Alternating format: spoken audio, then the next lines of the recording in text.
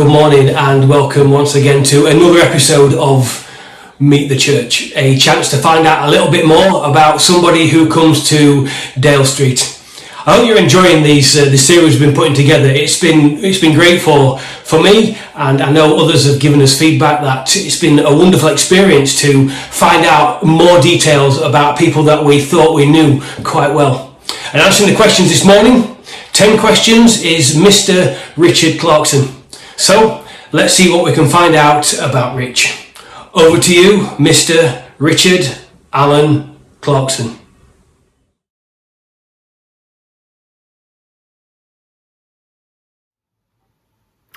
So it turns out you can run but you can't hide, and if Dave's not got in touch with you just yet, be sure he'll find you sometime soon. So me as a boy, I was born 10th of January 1977 in Staincliffe, Dewsbury, and we lived at number 2 Fairfield Gardens in OUSIDE. My mum, dad, Sue and Jim, and 2 years after I was born, my sister Laura came along, and that was our family unit there. My dad is a builder and always has been, running a business with his cousin P&J Clarkson, which was originally my granddad's business, Clarkson Brothers. My mum had loads of jobs when growing up, when we were really young, but they were all sort of part-time jobs. She was a dinner lady, she was Avon. I know she worked on the GPO, the switchboards in Leeds before married. And I think when I look back, these were all just jobs that would give steady income. She worked a lot of hours just in case, and there were times when the business of my dad's was probably really struggling.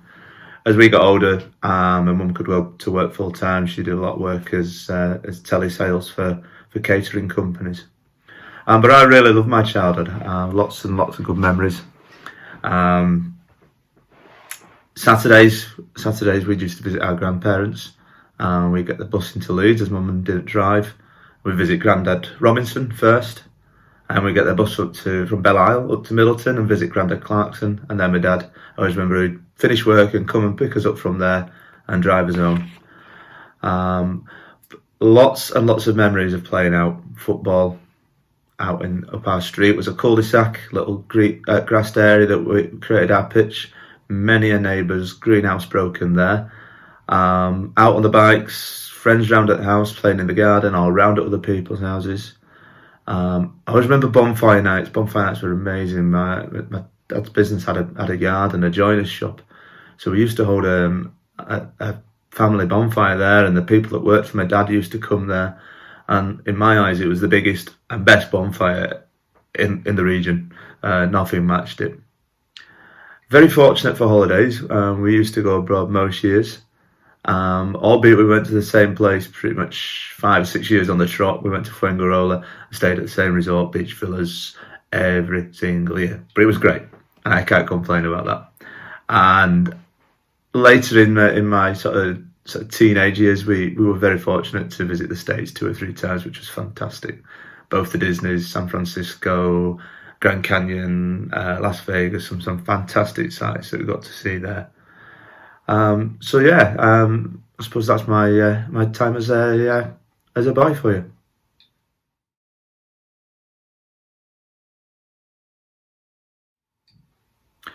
So my earliest memories of going to church. So for those that don't know, I wasn't brought up in a family that went to church. So there's 2 memories as a child of church. That one is a very, very vague memory of my auntie's wedding. She asked me if I would be a page boy, and in the build up to it, and I point blankly refused. But woke up on that morning and decided I wanted to be a page boy. But obviously it was way too late. I had vague memories of going to that wedding, but not many. But the most vivid memory of going to church as a child was actually my cousin's christening. I think I was probably dressed rather posh, nice blue crushed velour sort of trousers, shirt, tie, and a nice lovely blue tank top. Now you may think that sounds bad. There are photos of similar outfits but in brown, so it wasn't too bad. I actually sat throughout the service reading my famous 5 book, paying no attention whatsoever to what was going off. I remember at the end, my uncle, he gave me some money to put in the collection, which went in my collection. And then it's a long-standing story, a long-standing joke in the family. Then I was tipped upside down to retrieve the money. So yeah, that's my earliest memory of going to church. It's also the day I discovered Commodore 64 and the Atari at my uncle's, but that's a different story altogether. After that, my next memories of church will be Coveys, camp, and also going to Dale Street, but we'll touch on that later.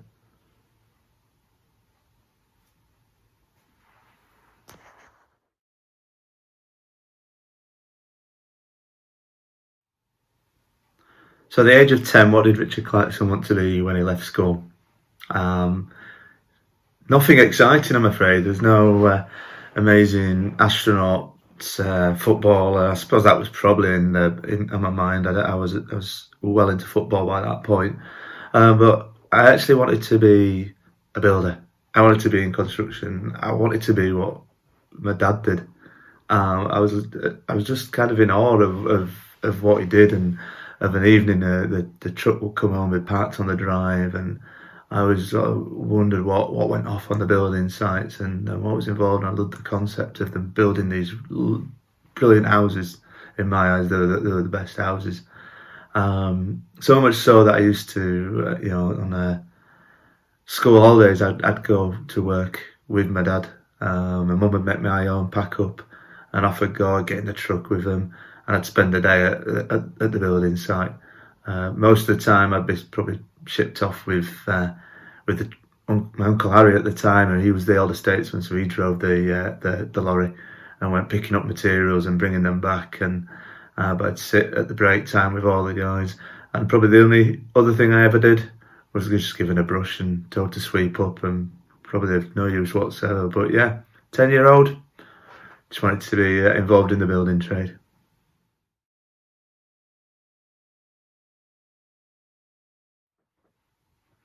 So Richard Clarkson, the teenager, a little bit of a mixed bag, I think, really. Very, very sporty. Sporty from as long as I can remember, probably before being a teenager. But playing football for the local youth teams, Ossett Sporting Boys Club, and that then moved to become Ossett Town Juniors. Guess I was a little bit independent. I've worked in some sort of part-time job. I've worked ever since I was 13, and some people, just mock me for some of the jobs I've done. But I had the paper round, had the milk round. I worked at a teddy bear factory. I worked at Morrison's. Worked at Primark. I was a glass collector at the age of 16. So yeah, you name it. I sort of always had a job, and I always had my own sort of income from 13, and I loved that. A little bit easily led, I think, as a teenager. I thought I always wanted to be part of the crowd and sort of be accepted for that. But eventually, I settled with a group of friends, and remain friends with those guys to this day. So I can't fault it. I first really discovered church as a teenager through going to Covenanters youth group up at Dale Street in the Old Hall. Became close friends with Ash Gibson at that time, who lived opposite us, and that there was a lot of time spent there. Again, very sporty. We'd go off play tennis and football and basketball, and we were going to rule the world at all sports, because we were great at those. I think I probably gave my mum and dad a little bit of trouble along the way. I remember, I'm not entirely sure how old. I might have been pre-teens or just early teens, but I do remember leaving home once, storming out. Not storming out of the house. In fact, I sneaked out of the house. My bedroom went onto the flat garage roof, so I snuck out the window, down the drain pipe, and off I went. I went out into the school, and the school backed onto our house, sat on this banking that overlooked our garden, and I watched. And my mum went off. She said she went looking for me, which is quite possibly the case. But I remember seeing her come back, and it was tea time. So I headed back home, come back in, announced my arrival, and I said, I'm home, I'm having my tea, and I'm off again. And needless to say, I didn't actually go anywhere, but that was as much as I got in terms of leaving home. But yeah, probably a mixed bag as a teenager. School-wise, I could have probably taken some of it a little bit more seriously. Some subjects I was great at, some subjects I had to work at. So a little bit of middle ground on that. But overall, I'd like to think I was okay as a teenager.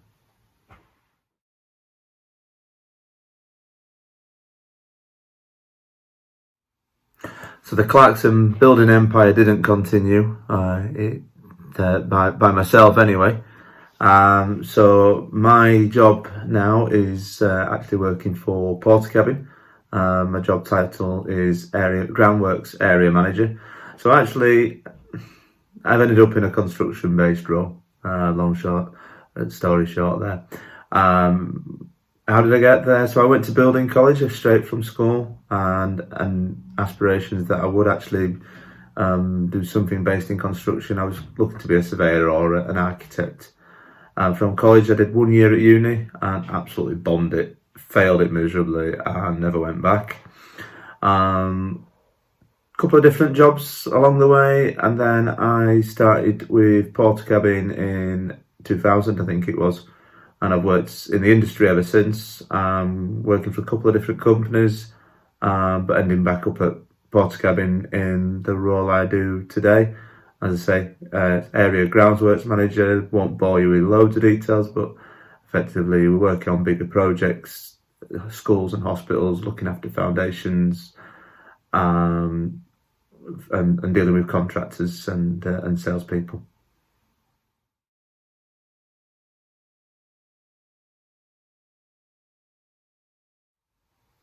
So for those having no interest in football whatsoever, you can switch off right now. But my favourite ever Man United player, and the player I wish we could have signed or could have signed. Favourite ever player, hands down, Ryan Giggs. Absolute legend. I just love watching him play, dribbling at players. The goals he'd scored, it just brought something special to the team, and the fact that he was at the club from boy to retiring, and he even managed us for that one season, which was just awesome. So Giggs is the favourite player, legend. Who would I wish we could have signed? Well, I always wondered what it'd have been like to sign David Hurst from Sheffield Wednesday. It never happened, so we'll never know. So I'm going to go with, I'm going to pick two to be greedy.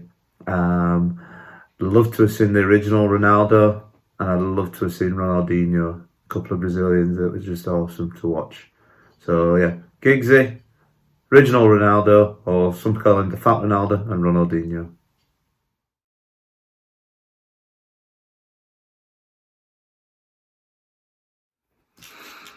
So if I could have one meal every day for the rest of my life, what would it be? Giving this a lot of thought, serious one is this. We've gone tactics as well. There's some tactics involved, because everything I've picked is I love the great, but it's probably not my favourite meal. But my favourite meal, might have got a bit boring day after day. So here we go. Starter. We're going for an Indian mixed starter. Some variety in there, a little bit of different things. You've got your little samosa, your little onion bhaji, your kebab, some dips. So you've got a little bit of different things, and you can chop and change that one each day. Main course, pizza, different toppings, different bases, crusts, square pizzas, who knew? So again, there you go, you've got your variety, you've got different choices, you change it around every day. You can even have pineapple on your pizza if you want. And my dessert, well, I've gone for one of my favourites, but I've gone for something quite light. We don't want to get stuffed up every day on these. So I've got a lemon meringue pie. And you can have it hot, you can have it cold, you can maybe have it with some ice cream, you can have it with a bit of fruit. So again, you can mix it up a bit and keep it, you're eating this every single day for the rest of your life. We can have a little bit of variety in there. So yeah, a little bit of tactics in that, but there's my choices for you.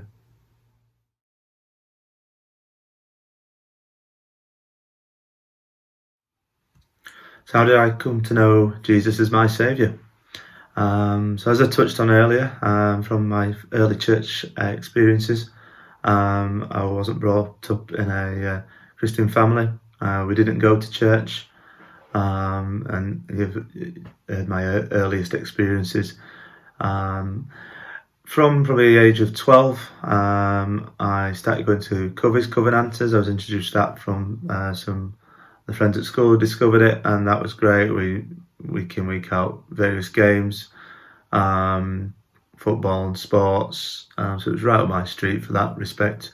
I always felt a little bit uncomfortable, a little bit strange at the end if we'd have a epilogue, whatever an epilogue was.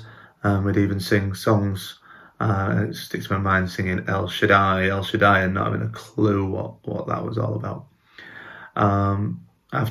Covers led to going to camp, and probably went to camp from around age, say maybe 13, and I've gone ever since. A little bit later than that, then I probably started going to Dale Street to the meetings. But we went to the evening meetings that we had at the time at 6:30. Probably, I'm guessing 16 onwards then, when I started going there. But it went to the evening meetings mainly because it was easier just to hide it from my mum and dad, because I'd just say we were going to David M's, which is what we used to do after the meetings on a Sunday.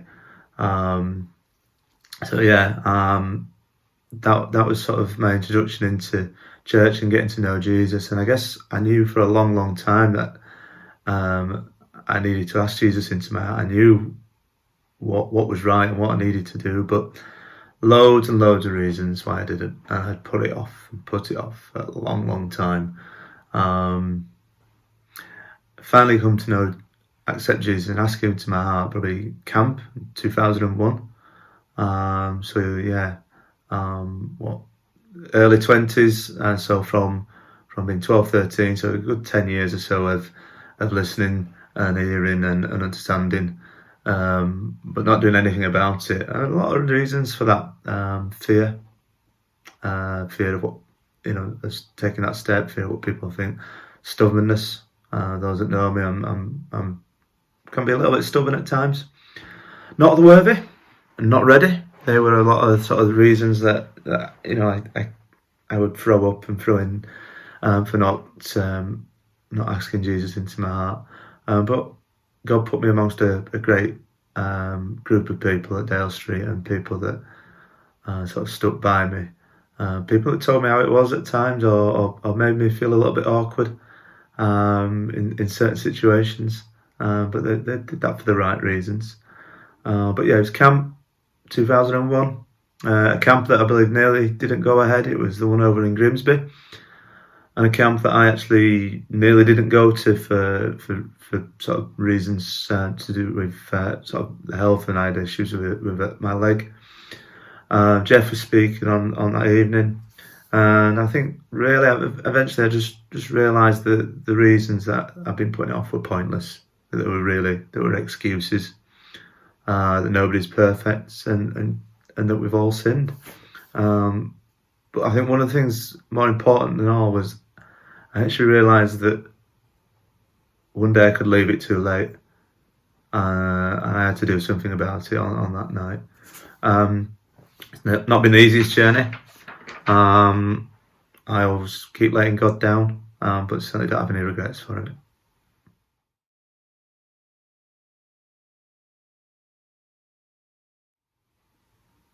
So how has faith helped me outside of church? So I always struggled with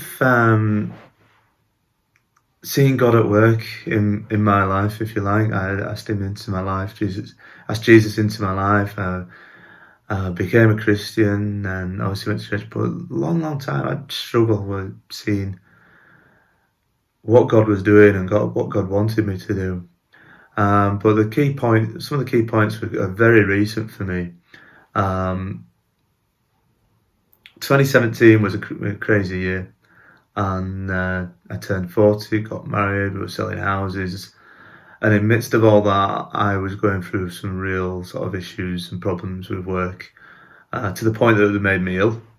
And I had to take a leap of faith by leaving the job. God put me into another job, just for 6 months, that's all it was. He put me into that position, and by being in that job, and it actually my paths crossed with an old colleague from Portakabin, and then I actually, ended up by sequencing and back at Portakabin almost 3 years ago. And as I touched on earlier, it's a job I love, and you can't put a value on that. And that leap of faith really, that really helped strengthen my faith and helped me a lot along the way. No sooner had I gone through that than I then had to support Ali, who went through very similar experiences. And because I'd been through that, I had the faith that Ali would be okay, and I could support, and I knew how to deal and support that. So that was amazing timing from God, and one of the real strong points in my life now where I knew God was with me.